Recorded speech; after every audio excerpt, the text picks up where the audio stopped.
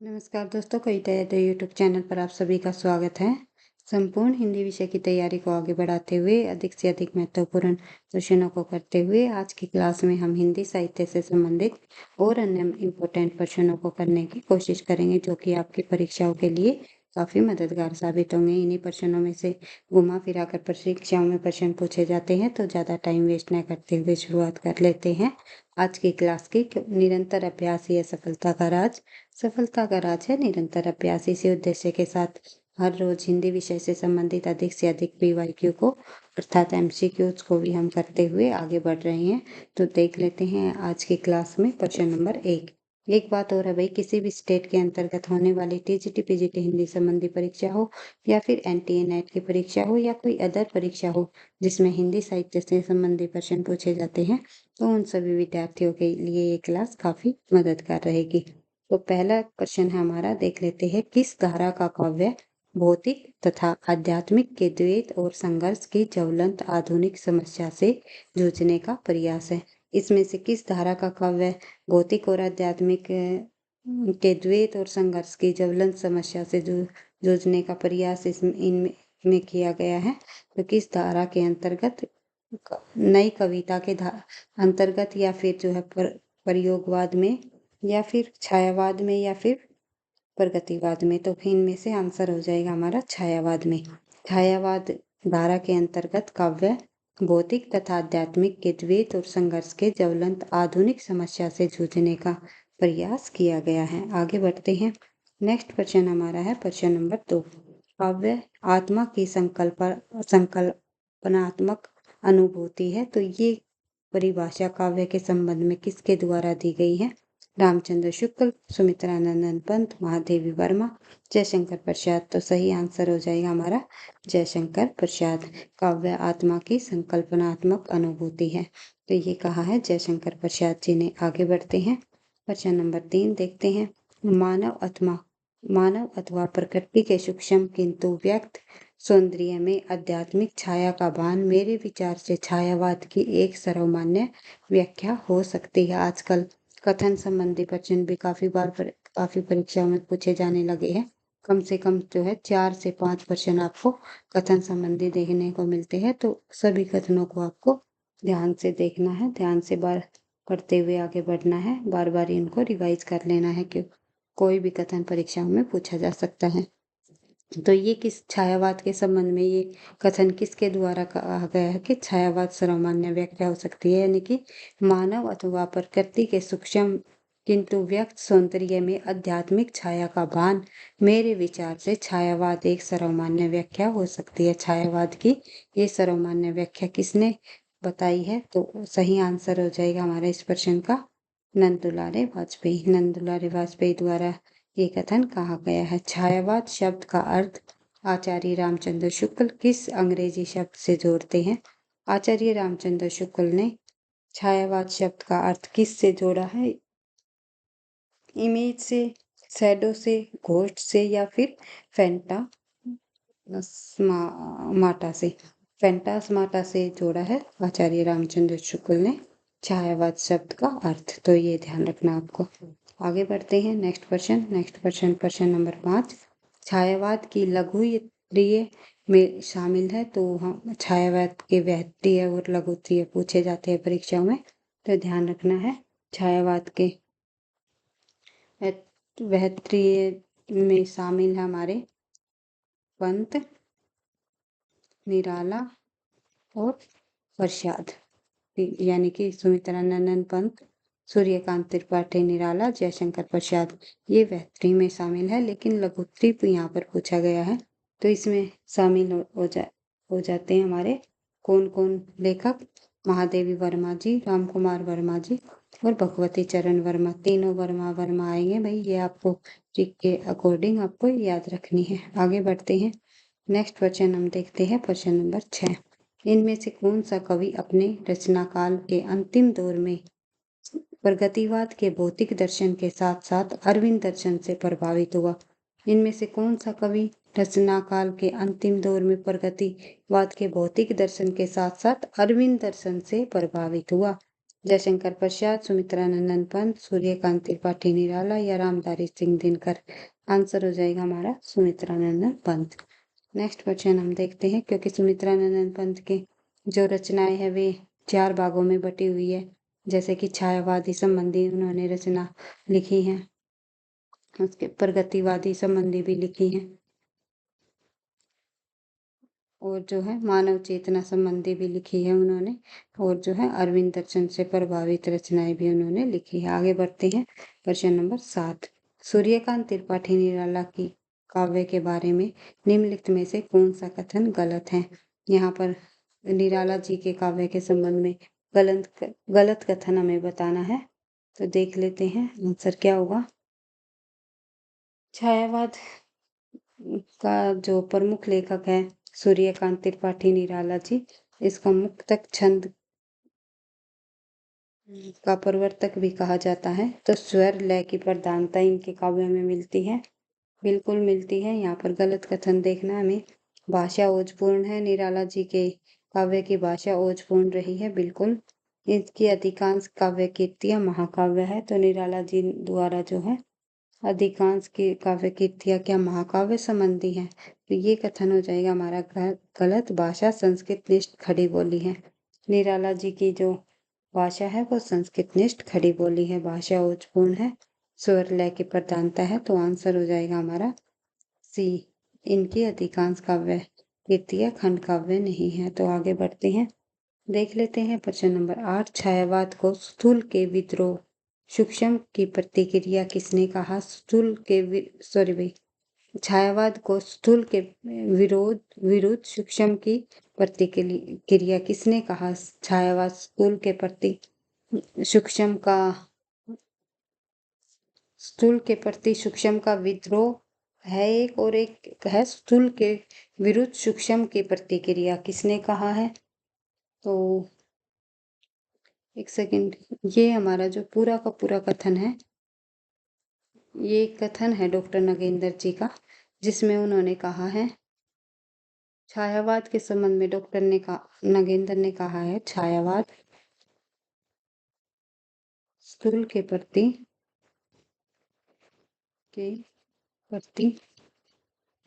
सूक्ष्म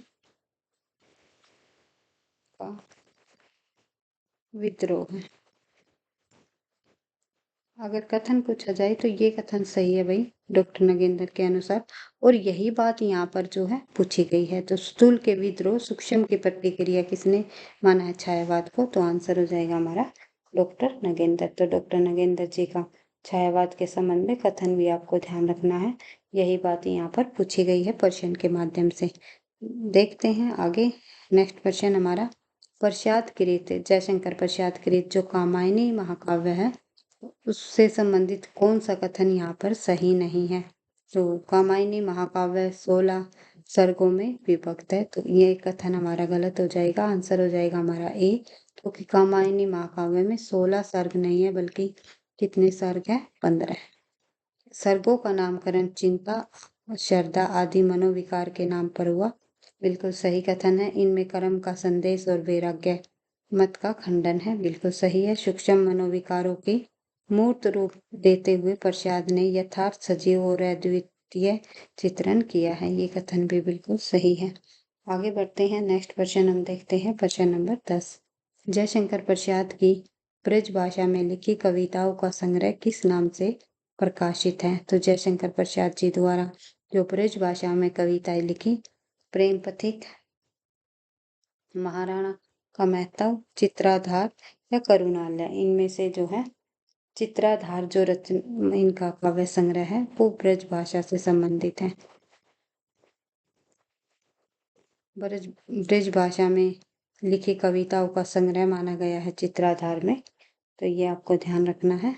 ये प्रेम पथिक है भाई, ध्यान रखना। आगे बढ़ते हैं, नेक्स्ट प्रश्न हमारा प्रश्न नंबर 11। महादेवी वर्मा के यामा में कौन सी रचना संकलित नहीं है? यामा जो रचना है, काव्य संग्रह है महादेवी वर्मा जी का, उसके अंतर्गत जो है कई कविताओं को संग्रहित किया गया है, कई रचनाओं को संग्रहित किया गया है। तो इनमें से कौन सी रचना यामा में संकलित नहीं है? ये आपको बताना है। निहार यामा में है, रश्मि, नीरजा और सांदगी। ये सभी रचना यामा में संकलित है, लेकिन दीप शिखा जो है यामा में संकलित नहीं है। आंसर हो जाएगा हमारा बी। और यामा पर महादेवी वर्मा को जो है वर्मा को यामा रचना पर जो है कौन सा पुरस्कार प्राप्त हो चुका है? ज्ञान ज्ञानपीठ पुरस्कार। तो ये आपको ध्यान रखना है, ज्ञानपीठ पुरस्कार मिला है महादेवी वर्मा को किस रचना पर? यामा पर। और कब मिला है भाई? 1982 में। तो ये भी आपको ध्यान रखना है। आगे बढ़ते हैं, नेक्स्ट क्वेश्चन हम देखते हैं। संसार का कारोबार बच्चों को खिलाने पिलाने सुलाने आदि के लिए हो रहा है। इस महत्वपूर्ण कर्तव्य में भूल न होने देने का काम मां नामधारी जीवों को सौंपा गया है। तो ये कथन किसका है? तो ये कथन कितना इंटरेस्टिंग कथन है भाई। तो ये आपको बताना है, ये कथन किसके द्वारा कहा गया है। तो देखते हैं, मनु भंडारी जी का कथन है या महादेवी वर्मा का, सूर्यबाला का या सुमित्रानंद पंत का।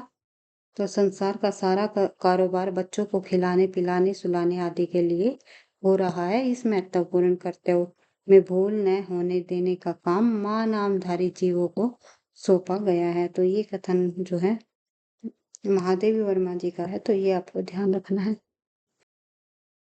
और इनकी किस कहानी से लिया गया है ये भी पूछा जा सकता है। इनकी कहानी है एक बिंदा नाम की, बिंदा नामक कहानी से जो है ये कथन, वहां से ये पंक्तियां ली गई है।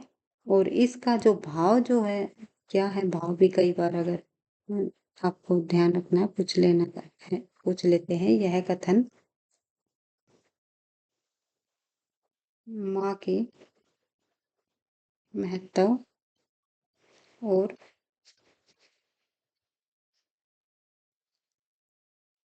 बच्चों की देखभाल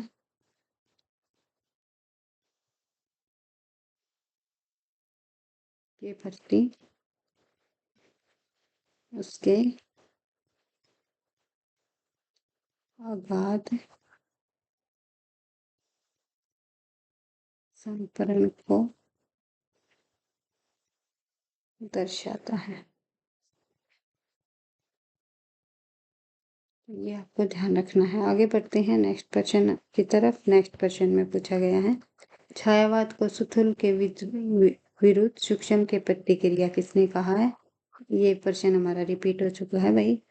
डॉक्टर नगेंद्र आंसर हो जाएगा। अभी हमने पढ़ा था छायावाद जो है स्थूल के प्रति सूक्ष्म का विद्रोह है, डॉक्टर नगेंद्र ने कहा है। तो आगे बढ़ते हैं नेक्स्ट क्वेश्चन की तरफ। नेक्स्ट क्वेश्चन में दिया गया है, निराला की काव्य कृतियों से संबंधित कौन सा कथन सही नहीं है? अनामिका में संग्रहित अधिकांश रचनाएं उत्कृष्ट भाव व्यंजना तथा कलात्मक प्रवृत्ता की द्योतक है। तो अनामिका में संग्रहित अधिकांश रचनाएं उत्कृष्ट भाव व्यंजना तथा कलात्मक प्रवृत्ता की द्योतक मानी गई है। निराला जी की कविता अनामिका में संग्रहित जितनी भी रचनाएं हैं उनके बारे में ये कहा है। ये बिल्कुल सही है। इसके बाद स्रोत स्मृति हिंदी का सर्वश्रेष्ठ लोकगीत है। तो स्रोत स्मृति को जो है हिंदी का सर्वश्रेष्ठ लोकगीत माना गया है। तो ये भी आपको ध्यान रखना है। ये पॉइंट भी हमारा सही है। राम की शक्ति पूजा में कवि का पौरुष और ओज चरमोत्कर्ष के साथ अभिव्यक्त हुआ है। तो ये कथन भी जो है बिल्कुल सही बताया गया है यहाँ पर। उसके बाद तुलसीदास में चिंतन की अपेक्षा कथा विस्तार अधिक है। तो ये कथन जो है, ये कथन यहाँ पर नहीं दिया गया, सही नहीं है। तुलसीदास निराला जी की रचना के बारे में बताया है। ये तुलसीदास जो है निराला जी की रचना है।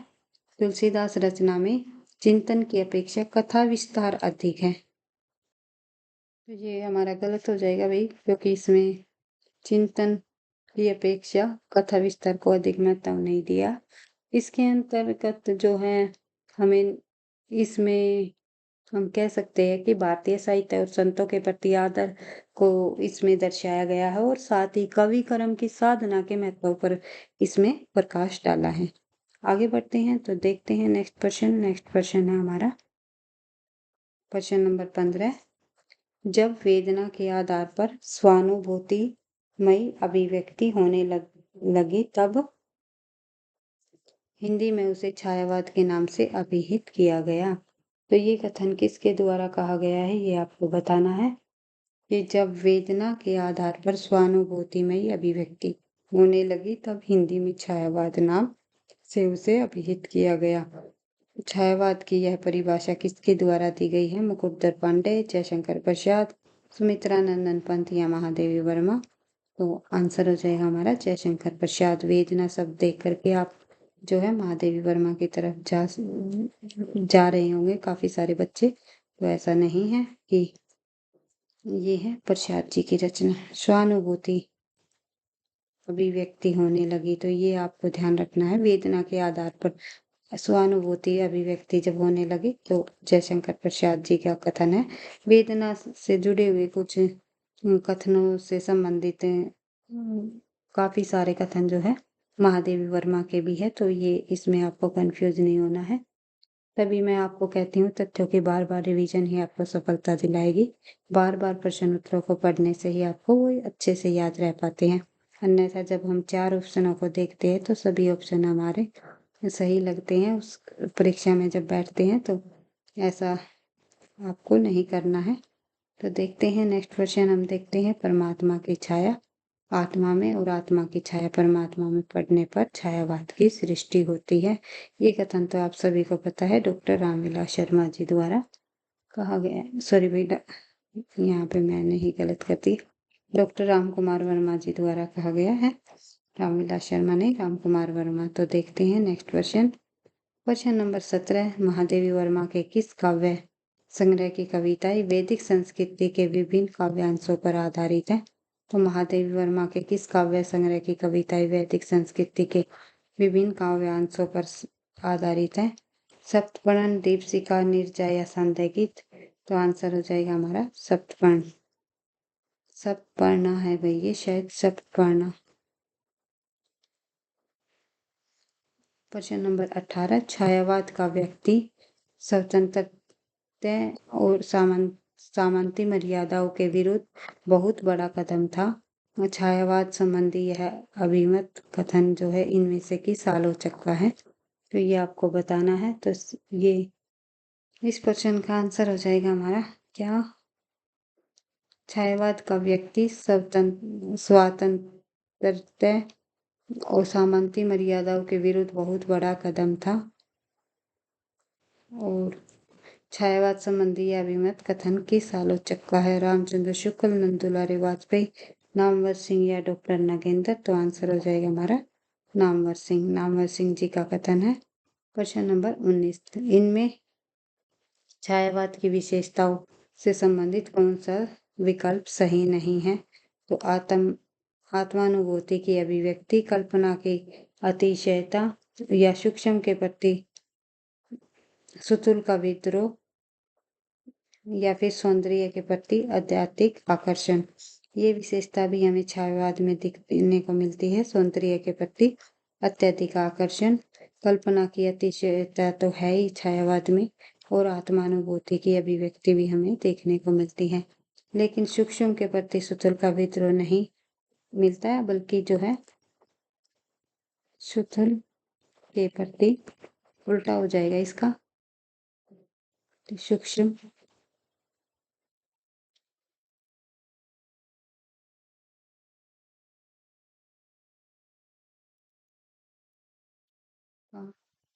विद्रोह है। तो ये डॉक्टर नगेंद्र जी का कथन है, तो इसको ध्यान रखना है आपको।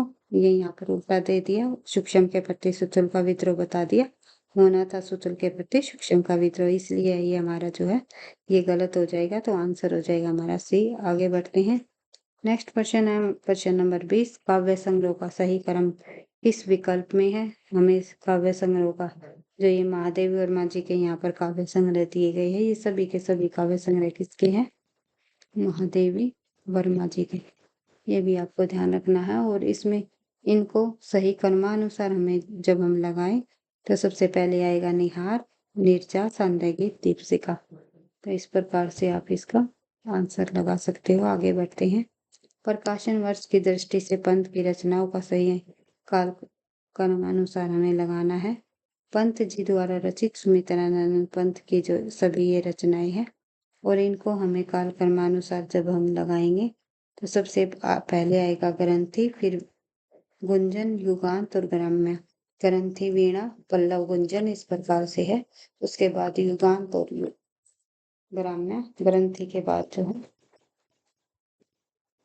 वीणा आएगी, वीणा के बाद आएगा पल्लव, उसके बाद गुंजन, फिर युगांत, उसके बाद ग्राम्य है भाई। तो इसके अकॉर्डिंग आप लगा सकते हो आंसर। आगे बढ़ते हैं। प्रश्न नंबर 22 देखते हैं। किस विकल्प में रचना और उसका प्रकाशन वर्ष सही नहीं है? तो जूही की कली निराला जी की रचना है जो कि 1916 में प्रकाशित हुई, बिल्कुल सही है। युगांत पंत जी की रचना है, 1936 में प्रकाशित हुई, बिल्कुल सही है। कामायनी जयशंकर प्रसाद जी की रचना है जो कि 1938 में प्रकाशित नहीं बल्कि 1935 में प्रकाशित हुई। उसके बाद यामा महादेव वर्मा जी की रचना है, आई थिंक 1936-35 में से एक है भाई। आप देख सकते हो और कमेंट बॉक्स में लिख करके बता सकते हो। कामायनी महाकाव्य का प्रकाशन वर्ष क्या होगा, क्या है? कमेंट बॉक्स में लिख करके बताना।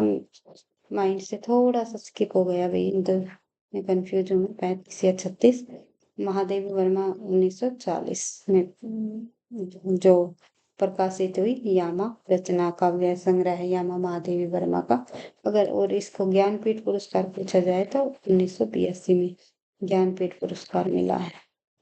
प्रकाशन वर्ष नहीं पूछा जाता इसका, अधिकतर ज्ञानपीठ पुरस्कार ही पूछा जाता है। आगे बढ़ते हैं, देखते हैं नेक्स्ट क्वेश्चन। नेक्स्ट क्वेश्चन हमारा प्रश्न नंबर 23 पूछा गया है। किस कवि के समर काव्य में छायावाद, रहस्यवाद, प्रगतिवाद, प्रयोगवाद और नई कविता की विशेषताएं एक साथ मिलती हैं? तो सुमित्रानंद पंत की, जयशंकर प्रसाद की, निराला जी की या शिव मंगल सुमन जी की? तो सही आंसर हो जाएगा प्रगतिवाद, प्रयोगवाद और नई कविता की विशेषताएं जो है छायावाद, रहस्यवाद, प्रगतिवाद और प्रयोगवाद व नई कविता की विशेषता किसके काव्य में हमें देखने को मिलती है? तो सही आंसर हो जाएगा हमारा निराला। निराला जी के काव्यों में ये देखने को मिलती है। आगे बढ़ते हैं। नेक्स्ट क्वेश्चन हम देखते हैं प्रश्न नंबर 24। पश्चातकृत प्रलय की छाया के विषय वस्तु के केंद्र में है महाराणा प्रताप का पराभव या पद्मिनी का अग्निदाह या जल प्रलय या रानी कमलावती का पश्चाताप? तो सही आंसर क्या होगा हमारा इस प्रश्न का? रानी कमलावती का पश्चाताप। आज का हमारा अंतिम प्रश्न, जिस प्रश्नों को हमने आज की क्लास में किया है। तो ज्ञान भिन्न कुछ क्रिया भिन्न है, ज्ञान भिन्न कुछ क्रिया भिन्न है, क्यों इच्छा क्यों पूरी हो मन की, एक दूसरे से न मिल सके यह विडंबना है जीवन की। तो ये पंक्तियां जो है कामायनी के किस सर्ग से ली गई है? कामायनी में कितने सर्ग है? 15 सर्ग है कामायनी में, ये आप देख चुके हैं। और ये जो ज्ञान भिन्न कुछ क्रिया भिन्न है, इच्छा क्यों पूरी हो मन की, एक दूसरे से न मिल सके यह विडंबना है जीवन की, ये पंक्तियां जो है कामायनी के किस सर्ग से ली गई है? तो आपको बताना है चिंता सर्ग से, कर्म सर्ग से, संघर्ष सर्ग से या फिर रहस्य सर्ग से। आंसर हो जाएगा हमारा रहस्य सर्ग से। इस प्रकार से आज की क्लास में हमने लगभग टॉप 25 प्रश्नों को किया है। छायावाद के ही प्रश्नों को आज की क्लास में हमने किया है। नेक्स्ट प्रश्नों को और अन्य नेक्स्ट क्लास में करने की कोशिश करेंगे। वीडियो पसंद आए तो लाइक करना, दोस्तों के साथ शेयर करना, चैनल पर पहली बार हो तो सब्सक्राइब कर लेना ताकि नोटिफिकेशन आपको समय पर मिलता रहे। पढ़ते रहना, आगे बढ़ते रहना। थैंक यू, धन्यवाद।